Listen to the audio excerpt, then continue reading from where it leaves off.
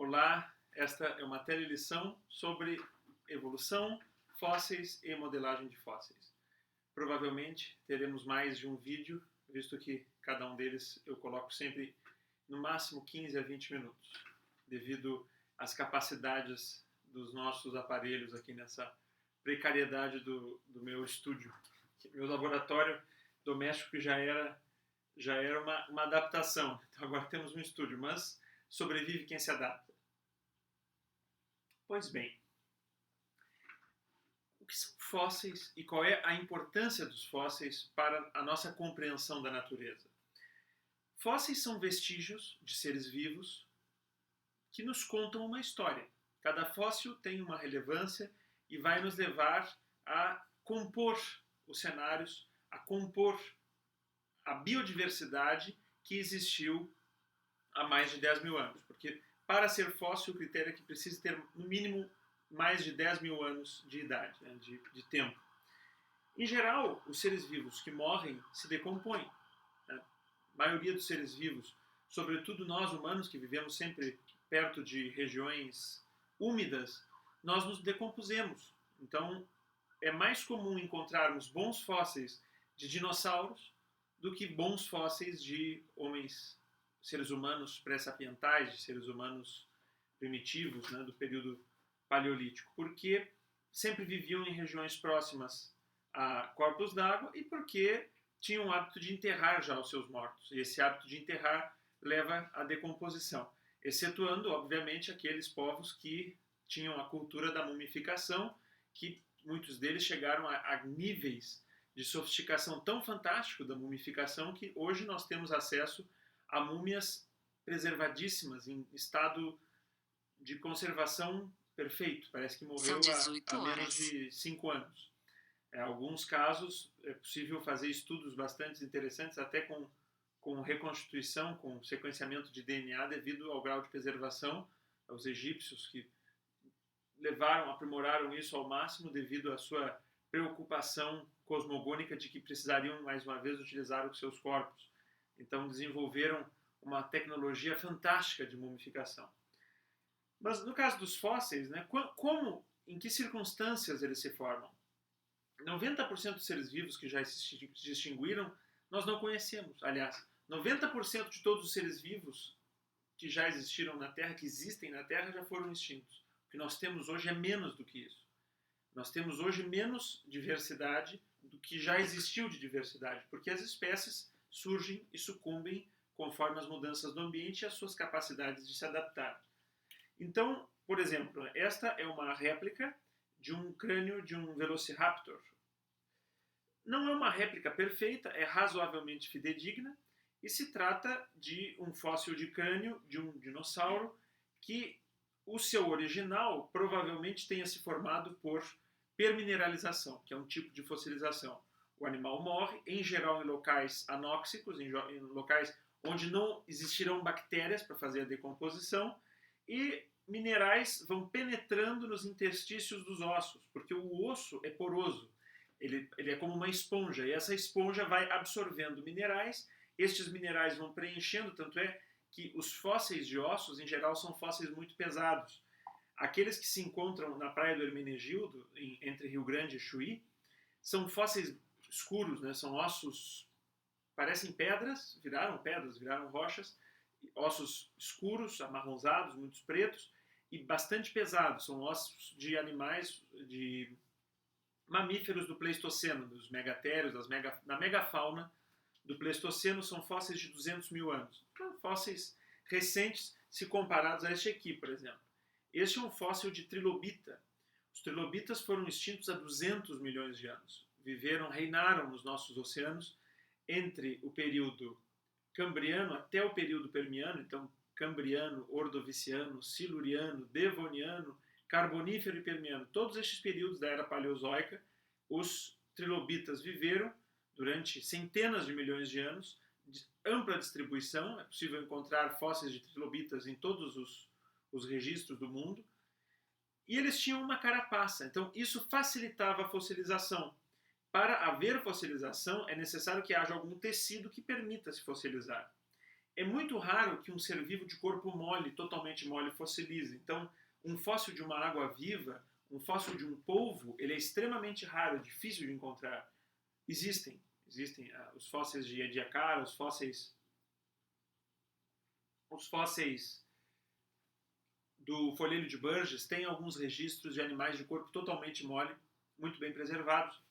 Então, estes são fósseis de grande valor para a paleontologia.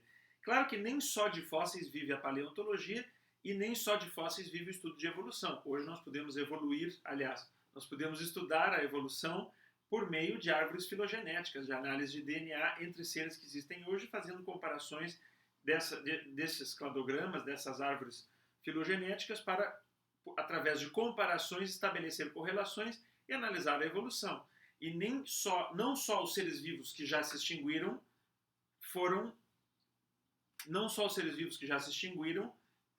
nos contam a evolução ou evoluíram. Os seres vivos que hoje existem estão evoluindo.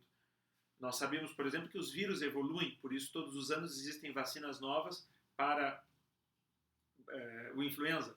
Nós sabemos que as bactérias evoluem, por isso não banalizamos a utilização de antibióticos. Há um controle para que as bactérias não evoluam para cepas resistentes aos antibióticos, porque o nosso arsenal de antibióticos é um arsenal limitado. Então aqui temos um fóssil de trilobita, provavelmente datando aí de uns 200 milhões de anos. É um crustáceo que viveu em todos os oceanos, ampla distribuição, e na grande extinção do Permiano, a história da vida é marcada por grandes episódios de extinção em massa. Na grande extinção do Permiano, que não se sabe muito bem por que ocorreu, há indicativos de que tenha havido uma mudança radical no pH do oceano e que então essa mudança tenha sido perniciosa para esses seres vivos que eram hiperespecializados. Eles não conseguiram se adaptar e não só eles, como 95% das espécies sucumbiram na grande extinção do Permiano. Há outras também, no Devoniano, um pouco antes, que extinguiram 85% das espécies. A grande extinção do Cretáceo ocorreu há 60 milhões de anos, 75% das espécies também foram varridas, incluindo os famosos dinossauros, sobrando só os dinossauros das aves, que são dinossauros, estão no grupo dos dinossauros. Ainda existem dinossauros, né? A galinha é um dinossauro. Quem comeu galinha no almoço hoje comeu carne de dinossauro. Durma-se com esse barulho. E agora, a extinção que vivemos do Antropoceno, a sexta grande extinção que nós estamos vivendo, que se deve um pouco à nossa má conduta como espécie. Então aqui temos o trilobita, que é sobretudo um animal muito gracioso. Deixa eu botar aqui na luz, aqui eu acho que dá para ver. Então o trilobita, este aqui, agora não me recordo a qual ordem pertence, ele tem 2 olhos compostos, tem 3 lobos na sua carapaça, por isso trilobita. É um animal de corpo duro, de exoesqueleto e que vivia rastejando no fundo dos oceanos. Como disse, de ampla distribuição, não sobrou nenhum para contar a história. Eu adoraria ter um trilobita nadando no meu aquário. E um trilobita nadando com um Anomalucaris, fugindo de um Anomalucaris. Aliás, eu gostaria de ter um Anomalucaris e alimentá-lo com uma criação de trilobitas. Infelizmente, essas gracinhas aqui todas sumiram na grande extinção do Permiano, que para mim é uma lástima, né? Esses seres vivos aqui são de uma beleza que me encanta e fascina. O Anomalucaris, este aqui não é um fóssil. Esta é uma reprodução a partir de fósseis, extremamente fidedigna, feita pela RKS Factory, que é um especialista em reprodução de seres vivos em impressora 3D. Ele foi um animal topo de cadeia alimentar, chegava a quase 1 metro, foi o grande predador do Cambriano. Durante alguns milhões de anos ele aterrorizou os oceanos, para fazer aqui uma narração de documentário canastrão. Era um animal com 2 olhos compostos, um invertebrado, possuía uma boca circular e ele se alimentava de trilobitas, que é o que nós vamos modelar hoje na nossa modelagem de fósseis. O Anomalucaris, este invertebrado, ele possui fósseis encontrados no folheiro de Burgess Shale, né, que é o folheiro onde tem uma biodiversidade fantástica, inclusive talvez o ancestral de todos os vertebrados, a picaia esteja neste...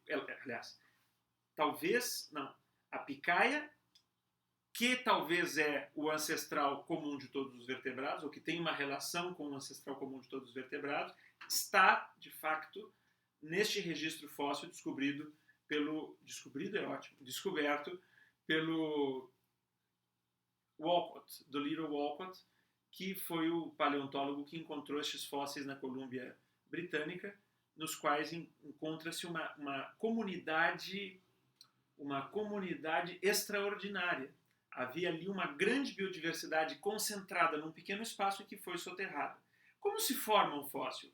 Então estavam lá os trilobitas, os anomalocaris, todos nadando felizes e, por algum motivo geológico, eles morreram catastroficamente, foram soterrados. E este soterramento faz com que não fique disponível o oxigênio. Então, não havendo oxigênio, não ocorre decomposição. Até ocorre alguma decomposição das partes moles, mas não há uma abundância de bactérias suficiente para decompor tudo, porque os ossos se decompõem. Até em 2018, houve lá em Rio Grande a exumação do corpo da mãe de um herói nacional, da Pulsena Dias, mãe do Marcílio Dias, para fazer uma homenagem, enfim. E eu, em contato com o pessoal lá da arqueologia, fiquei sabendo que tentaram encontrar os despojos. Rio Grande é uma cidade muito úmida, então não encontraram despojos da Pulsena, que morreu há 200 anos. Encontraram somente um pó escuro, que seriam ainda talvez os vestígios dos ossos que se decompuseram. Então essa ideia, né, de que a pessoa morre, se decompõe e ficam ali os ossinhos, isso ocorre só em locais desérticos. Em locais muito úmidos, os ossos também se decompõem e se decompõem rapidamente, porque as bactérias também vão decompor os ossos. Talvez uma decomposição mais lenta, mas haverá decomposição. Então, como diz o Richard Dawkins, a fossilização é um privilégio. Ele diz que gostaria de ter a sorte de fossilizar, num dos livros, com um humor picante que tem. Ele diz que gostaria de fossilizar, porque é uma honra fossilizar, sobretudo para um ser humano, que é uma espécie que tem tão poucos fósseis, né? Então, aqui nós temos este animal, esta réplica, né, este modelo. Os modelos são ótimos na ciência, porque nos permitem contar uma história, são uma mentirinha que nos contam a verdade, ou que nos contam uma parte da verdade. Estes animais, então, foram soterrados e sofreram ou substituição, ou permineralização, ou, por exemplo, mumificação, que não é o caso, né, mas enfim, vou falar agora sobre os tipos de fósseis. Podem ser incrustações, um osso ou ossos que vão tendo aglutinados alguns minerais, a mumificação, que também ocorre, se preservam partes moles do organismo, é bastante raro esse processo, é preciso que haja uma umidade relativa do ar muito baixa ou a abundância, por exemplo, de taninos, né, como ocorreu uma vez por acidente na Idade Média, jogaram um cadáver, uma pessoa que havia sido assassinada num riachinho, essa pessoa ali, o cadáver não se decompôs, encontraram 600 ou 700 anos depois, chamaram a polícia, enfim, um cadáver praticamente fresco, e este cadáver era de um sujeito que viveu há 700 anos. Ele se preservou porque naquele riachinho havia uma planta que contém taninos, e os taninos não permitem a decomposição, tanto é que eram utilizados para fazer curtume, né, para fazer curtição de couro. E aí ficou ali preservado, uma múmia natural. Não é um fóssil, mas é uma múmia natural. E existem fósseis que são casos de mumificação, bastante raros. Fósseis também em copal ou âmbar, por exemplo, aquele do Jurassic Park, do John Hammond, que fica olhando para aquela bengala, aquele mosquito de onde tiraram o sangue para fazer o DNA de dinossauro, é um caso de fossilização no copal ou no âmbar, que são resinas vegetais naturais que preservam. Eu, particularmente, tenho um aqui na minha coleção, esqueci de trazê-lo aqui para mostrar-lhes, mas no próximo vídeo posso fazê-lo. É um fóssil com vários insetos, mosquitinhos, aranhinhas, formiguinhas, preservados de Madagascar no copal, que é uma resina vegetal de uma gimnosperma, de um pinheiro. Criopreservação também, bastante raro. A criopreservação é quando, por exemplo, aquele mamute que caiu no instante... Não foge vídeo, isso. o mamute que caiu na ravina do gelo, então encontraram o corpo do mamute totalmente preservado, né? Os pelos, os olhos, enfim, é interessante esse tipo de fóssil porque é possível estudar o DNA desse animal. Substituição, que são casos, né? Por exemplo, este aqui é uma espécie de substituição ou compressão, uma samambaia, espécie Pecopteris, da Áustria, tem 300 milhões de anos. Então, aqui a folhinha caiu na lama, na areia, foi comprimida e então ficou aqui impressa a textura da folha. Existe também por moldes, né? A concha cai no fundo do mar, o calcário da concha se decompõe, mas fica impresso no fundo do mar, no leito, em algum tipo de rocha calcária, o formato helicoidal da concha. Por permineralização, em geral ocorre com ossos ou substâncias porosas. Que mais? Tem pseudofósseis também. Tanto os fósseis como pegadas, né, que são icnofósseis, são vestígios ou um ninho, ou fezes, também pode ser considerado um fóssil, são os coprólitos, que muitas vezes se pode estudar a vida daquele animal. Existem fósseis também de pólen, que são muito estudados, tem um grupo bem forte aqui no Rio Grande do Sul, da professora Soraya Bauerman, que trabalha com a reconstituição dos cenários a partir dos fósseis de pólen. E que mais tinha um importante? Esse é engraçado. Uma vez me ligou um amigo dizendo: Gui, tem fósseis no basalto da escada da minha casa. Eu disse: olha, impossível, porque os fósseis vão sempre se formar em rochas sedimentares, ou argilas, ou arenitos, enfim, rochas de formação por sedimento. Uma rocha vulcânica como basalto, que é uma rocha magmática extrusiva, não vai ter um fóssil preservado. Ora, porque o fogo, o calor, a temperatura vai destruir este corpo orgânico tão sensível. Então eu disse, não é fóssil, mas aqui tem folhinhas, tem ramificações dendríticas. Eu disse, isso é óxido de manganês, que faz uma penetração dentro da porosidade do basalto e deixa essa estrutura que é um falso fóssil. Isso é muito interessante, né? Então, esse é um tipo de fóssil que não é fóssil. Aqui temos uma concreção arenocalcífera de 50 milhões de anos, um fóssil de peixe, um ictiólito. Podemos ver a coluna vertebral, as nadadeiras raiadas, um fóssil muito bem preparado. Aqui deixa eu colar do Wyoming, dos Estados Unidos, encontrado num deserto que um dia foi fundo de alguma coisa, né? Fundo de um lago, fundo de um mar. Que é possível ver o opérculo, é absurdamente delicado e fidedigno. É possível ver os espinhos, né, que são as costelas do peixe. Tem um outro peixinho aqui embaixo, ou um amiguinho, ou um filhotinho, ou um parceiro, ou uma presa. Não é o caso de uma presa porque é muito grande para ser. Temos aqui um outro fóssil. Este aqui é uma réplica do animal, um amonita, já foram extintos. Hoje estes cefalópodes somente são representados pelo Nautilus pompilus, que foi o único que sobreviveu destes cefalópodes com concha, nos nautiloides. Sim, os argonautas também ainda existem. Os amonitas foram extintos no Cretáceo. Temos vários aqui no meu museu didático. Este aqui é um amonita que viveu provavelmente aí há uns 100 milhões de anos. Não temos muitos detalhes, só que é um amonita. Uma réplica bem fidedigna, ele tem aqui um sifão que ele usa para nadar, ele nada ativamente, é um animal nectônico, e o fóssil dele, que aqui está. Então, este fóssil do amonita é um fóssil que conserva a concha, né? Vejam que a parte mole não sobreviveu. Os tentáculos, os olhos, o organismo, muito, muito raro isso acontecer. Existe no Museu de História Natural de Nova York um dinossauro com a pele, é um fóssil muito especial. Então, em geral, nós vamos encontrar unhas, dentes, carapaças, esqueletos externos, internos, ossos. No caso dos tubarões, por exemplo, a gente estuda sempre os fósseis dos dentes e da mandíbula, porque é um animal cartilaginoso, muito raro fossilizar uma cartilagem. Já os teleósteos, né, os peixes ósseos, não. Temos bastantes registros de teleósteos. Aqui, este é incrível, não sei se dá para enxergar, vou chegar perto da câmera. Ainda conservou o nácar original do animal. Então aqui não é um caso de substituição, é um caso de permineralização.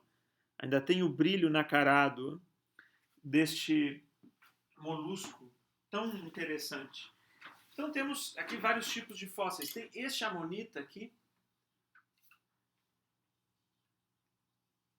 Não diz a espécie, vem da Rússia, tem 165 milhões de anos.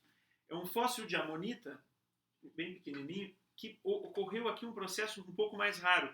Ele sofreu uma substituição por metal, não por um mineral calcário, né, ou um mineral silicoso, e sim por pirita.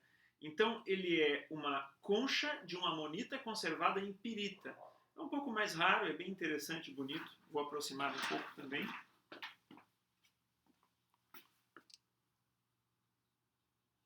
Aqui está um pouco escuro, mas ele tem um brilho metálico muito interessante.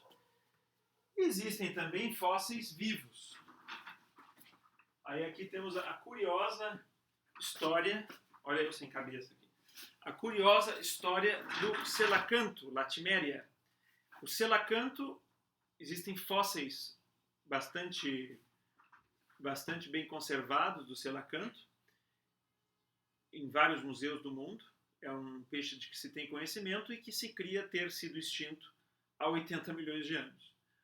Para grande surpresa, no século XX é encontrado um selacanto morto fresco na beira de uma praia em Moçambique, enviado para o Museu de História Natural de Londres. Então descobriram que ele ainda existia, ou algo muito parecido com aquele fóssil que foi encontrado. Talvez não seja exatamente a mesma espécie, quer dizer, talvez se este que existe hoje encontrasse o do passado não pudesse reproduzir entre si, mas a semelhança morfológica é gigantesca. Então aqui temos o selacanto, que é um fóssil que se preservou, é um fóssil vivo. Existem outros fósseis vivos, né? Algumas libélulas, que mais de fóssil vivo nós temos? Bom, vou me lembrar, mas enfim, existem animais, os crocodilos são fósseis vivos, tem vários animais que se preservaram, mudando muito pouco, derivando muito pouco, então são muito parecidos com aqueles que nós encontramos nos fósseis. E este aqui é um caso de animal que se cria extinto. É um animal que chega a 2 metros, vive em grandes profundidades e ele é um sarcopterígeo, ele tem as nadadeiras ossudas, ele tem ossinhos das nadadeiras. Então ele tem aí um vínculo com o ancestral comum dos tetrápodes. É um peixe bem diferente, pelo qual eu tenho grande fascínio. Então este é o selacanto, uma réplica de um selacanto de um fóssil vivo, que é um animal enorme que vive nas profundezas do Oceano Índico. Então, os fósseis têm essa importância. Recomendo, quem tiver mais interesse, ler o livro do Paulão, que é o professor Paulo Neves, meu amigo, Glossário de Paleontologia. É um livro interessante. Aqui, por exemplo, o conceito de fóssil que ele traz, do latim fósseis, extraído da terra. O petróleo é um fóssil líquido, formado a partir de animais e vegetais e micro-organismos que viveram no passado. Não só de animais existem fósseis de bactérias, como os estromatólitos, fósseis de micro-organismos marinhos, como radiolários, foraminíferos, protistas, né? Eucariotos basais, nova nomenclatura. Resto ou mais raramente partes inteiras de animais ou de planta, impressões deixadas por atividade de organismos ou estruturas biogênicas, ou seja, rochas de bichinhos que viveram há mais de 10 mil anos, que refletem parcialmente o mundo paleobiológico, aquilo que eu disse, constituindo-se em evidências diretas dos que habitaram a Terra no passado. São considerados estritamente fósseis os restos com idade anterior ao Holoceno. Então este livro aqui é fantástico, é um dicionário para quem tem curiosidade e precisa fazer consultas de paleontologia ou por interesse ou por curiosidade ou por necessidade. Então está aqui a recomendação. Acredito que vocês encontram facilmente na editora da Ubra ou na estante virtual. Este livro aqui já é um pouco mais raro, que é do meu também amigo professor Paulo César Manzig, mestre Paulo César Manzig. Paulo Manzig faz um levantamento extensivo de fósseis e coleções do Rio Grande do Sul.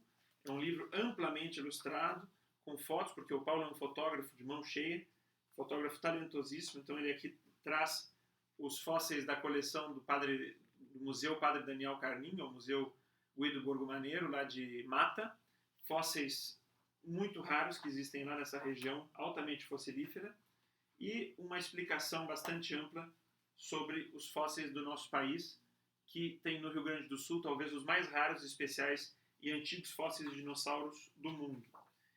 recomendo aqui o professor Cabreira, que é talvez um dos mais importantes paleontólogos da atualidade, gaúcho, que é pesquisador de dinossauros. Recentemente descobriu o Gnathovorax cabrerae, que foi colocado em homenagem a ele. O Gnathovorax é o maior predador maior e mais antigo predador de dinossauro já encontrado nas Américas. Acredito que um dos mais antigos do mundo. Até foi matéria no Fantástico do grupo de pesquisa do Sempalho, que é um centro de pesquisa e divulgação de ciência da UFSM, um dos orgulhos do Rio Grande do Sul e um dos mais importantes centros de pesquisa em paleontologia do Brasil. Então, é importante conhecermos o passado, é importante entendermos como a vida foi, para entendermos a vida hoje. Por quê? Porque é interessante, porque é fascinante, porque é belo, porque o que nos move é o fascínio pela vida.